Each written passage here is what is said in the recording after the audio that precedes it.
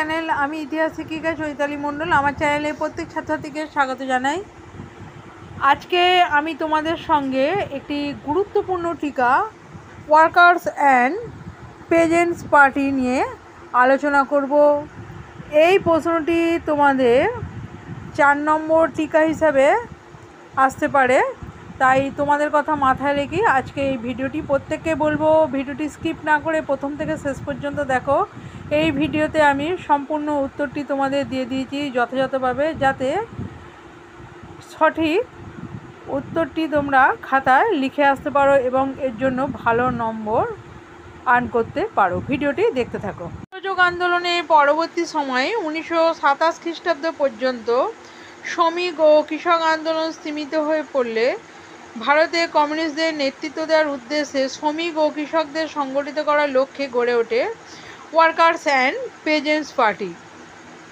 শ্রমিক কৃষকদের লক্ষ্য পূরণের উদ্দেশ্যে প্রতিষ্ঠিত the labour Swaraj party of the Indian national কংগ্রেসের নাম পরিবর্তন করে পরবর্তীকালে মুজাফফর আহমেদ, কবি নজরুল ইসলাম, এস.এ. ডাঙ্গে, কুতুবুদ্দিন আহমদ এবং হেমন্ত কুমার সরকারের নেতৃত্বে গড়ে ওঠে পেজেন্টস অ্যান্ড ওয়ার্কার পার্টি। 1928 খ্রিস্টাব্দে পুনরায় এর নাম পরিবর্তনের মধ্য দিয়ে ওয়ার্কার্স অ্যান্ড পেজেন্ট পার্টি আত্মপ্রকাশ করে।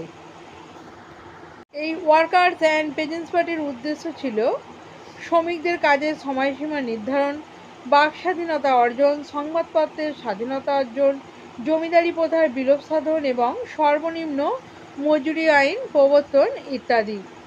এর কার্যকলাপ ছিল এই সংগঠনটি তার উদ্দেশ্য পূরণের লক্ষ্যে যে আন্দোলনগুলো চালিয়েছিল, জাতীয় কংগ্রেসও সেই সব আন্দোলনের প্রতি পরোক্ষ বা প্রত্যক্ষভাবে সহানুভূতি দেখিয়েছিল। কলকাতার ধাঁচে পরবর্তীকালে পাঞ্জাব ও বোম্বাই সমেত আরও অন্যান্য অঞ্চলে এইরূপ সংগঠন আত্মপ্রকাশ করে। তবে ট্রেড ইউনিয়ন আন্দোলনের সংগঠনটি সাফল্য পেল, কৃষকদের সংগঠিত করার ক্ষেত্রে সাফল্য ছিল ক্ষীণ। আজকের ভিডিওটি এই পর্যন্তই। তোমাদের কী ধরনের ভিডিও লাগবে যদি তোমরা কমেন্ট বক্সে জানাও, তাহলে তোমাদের সেই ধরনের ভিডিও দিতে অবশ্যই শুরু করব। যদি ভিডিওটি ভালো লাগে তাহলে অবশ্যই একটি লাইক, কমেন্ট ও শেয়ার করে দিও।